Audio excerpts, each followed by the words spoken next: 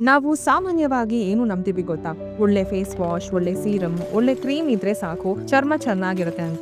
ಆದ್ರೆ ಒಂದು ಸತ್ಯ ಇದೆ. ಚರ್ಮದ ಆರೋಗ್ಯ ನಾವು ಹಚ್ಚೋದ್ರಿಂದ ಮಾತ್ರ ಅಲ್ಲ, ನಾವು ತಿನ್ನೋದ್ರಿಂದಲೂ ಕೂಡ ಬರುತ್ತೆ. ಅದರಲ್ಲೂ ಒಂದು ಮುಖ್ಯ ವಿಷಯ ಅಂದ್ರೆ ಅತಿಯಾದ ಸಕ್ಕರೆ. ಸಕ್ಕರೆ ತಿಂದ ತಕ್ಷಣ ಚರ್ಮದ ಮೇಲೆ ಏನೂ ಆಗೋದಿಲ್ಲ. ಆದ್ರೆ ಅದು ಸೈಲೆಂಟ್ ಆಗಿ ಒಳಗಿಂದ ಕೆಲಸ ಮಾಡ್ತಾ ಇರುತ್ತೆ. ಅತಿಯಾದ ಸಕ್ಕರೆ ದೇಹಕ್ಕೆ ಹೋದಾಗ ಅದು ಒಳಗಿನಿಂದ ಇನ್ಫ್ಲಮೇಷನ್ ಹೆಚ್ಚಾಗಬಹುದು. ಈ ಇನ್ಫ್ಲಮೇಷನ್ ನೇರವಾಗಿ ಚರ್ಮದ ಮೇಲೆ ಪರಿಣಾಮ ಬೀರುತ್ತೆ. ಅದಕ್ಕೆ ಕೆಲವೊಮ್ಮೆ ಚರ್ಮ ಡಲ್ ಆಗಿ ಕಾಣಿಸುತ್ತೆ ಹಾಗೂ ಫ್ರೆಶ್ ಆಗಿ ಕಾಣಿಸೋದಿಲ್ಲ. ಯಾವಾಗ್ಲೂ ಟೈರ್ಡ್ ಆಗಿ ಕಾಣಿಸುತ್ತೆ. ಮತ್ತೊಂದು ವಿಷಯ ಏನಂದ್ರೆ ಅತಿಯಾದ ಸಕ್ಕರೆ ಚರ್ಮದ ನ್ಯಾಚುರಲ್ ಗ್ಲೋನ ಕೂಡ ನಿಧಾನವಾಗಿ ಕಡಿಮೆ ಮಾಡಬಹುದು. ನೀವು ಎಷ್ಟೇ ಸ್ಕಿನ್ ಕೇರ್ ಮಾಡಿದ್ರೂ ಒಳಗಿಂದ ಬ್ಯಾಲೆನ್ಸ್ ಇಲ್ಲ ಅಂತ ಅಂದ್ರೆ ಹೊರಗಡೆ ಫಲಿತಾಂಶ ಕಾಣಿಸೋದು ಕಷ್ಟ. ಕೆಲವರಲ್ಲಿ ಅತಿಯಾದ ಸಕ್ಕರೆ ಬ್ರೇಕ್ಔಟ್ ಟ್ರಿಗರ್ ಮಾಡಬಹುದು. ಎಲ್ಲರಿಗೂ ಅಲ್ಲ, ಆದ್ರೆ ಸೆನ್ಸಿಟಿವ್ ಸ್ಕಿನ್ ಇದ್ದವರಿಗೆ ಇದು ನೋಟಿಸ್ ಆಗುತ್ತೆ. ಇನ್ನೊಂದು ಸೂಕ್ಷ್ಮವಾದ ಎಫೆಕ್ಟ್ ಅಂದ್ರೆ ಅದು ಚರ್ಮದ ಏಜಿಂಗ್.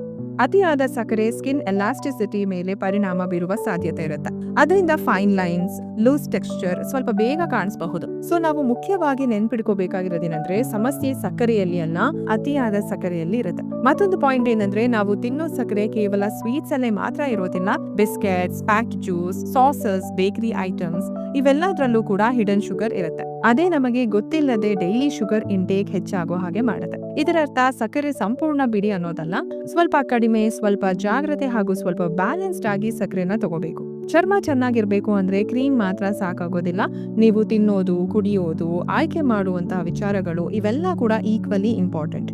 ಅತಿಯಾದ ಸಕ್ಕರೆಯನ್ನು ಕಡಿಮೆ ಮಾಡಿದ್ರೆ ಚರ್ಮ ಮಾತ್ರ ಅಲ್ಲ, ಒಟ್ಟಾರೆ ನಿಮ್ಮ ಆರೋಗ್ಯದಲ್ಲಿ ಹಲವಾರು ಬದಲಾವಣೆಗಳನ್ನ ನೀವು ಕಾಣಬಹುದು. ಈ ಮಾಹಿತಿ ನಿಮ್ಗೆ ಯೂಸ್ ಆಗಿದ್ರೆ ಇನ್ನೊಬ್ರಿಗೂ ಕೂಡ ಶೇರ್ ಮಾಡೋದನ್ನ ಮರಿಬೇಡಿ.